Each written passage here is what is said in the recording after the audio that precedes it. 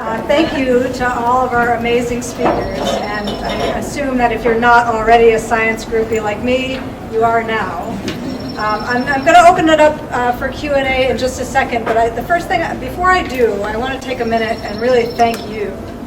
Thank you for being here, but most importantly, thank you for getting it, right? You are the ones, you are the Land Trust members that get it. You get the fact that our human behavior and development has impacted the natural habitat of these creatures to such an extent that we now have, in my view, an obligation to make the coexistence with them a reality, right? To make it possible for them to get where they need to go to do those three things that Ahika suggested. But the Laurel Curve project, as Chris mentioned, is really just part one of a two-part story.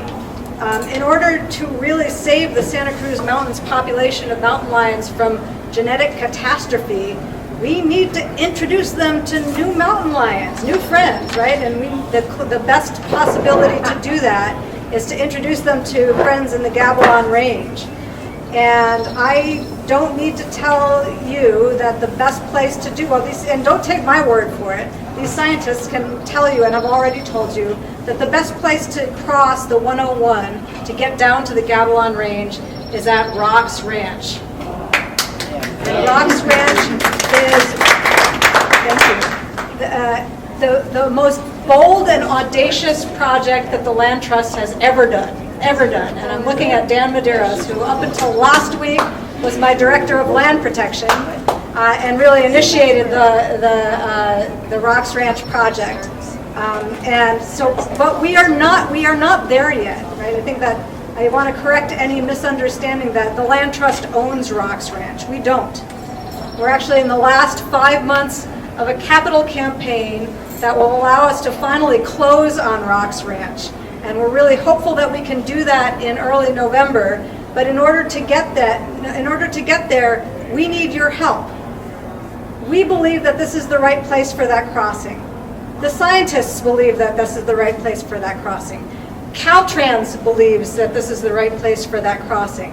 And by my calculations, and I have a timeline of the 17 crossing timeline, and on the reverse of that page is a timeline for the 101 crossing. By our calculations, we're 4 years ahead of schedule on the 101 crossing because Caltrans has already written a project initiation document. 4 years ahead of schedule. Wow. Because Caltrans believes that this is the place for it as well.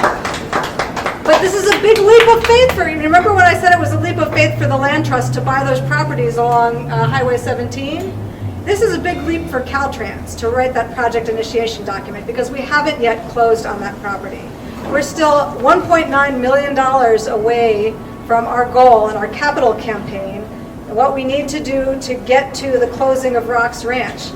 And we need your support in order to get there. We need help to raise those funds, and we need you to show your passion for the wildlife crossings and for the wildlife of Santa Cruz County. But we need your help, and we need to get to the end of the capital campaign. We need to close on Rocks Ranch, and that will mean really life or death for the mountain lion population in Santa Cruz Mountains.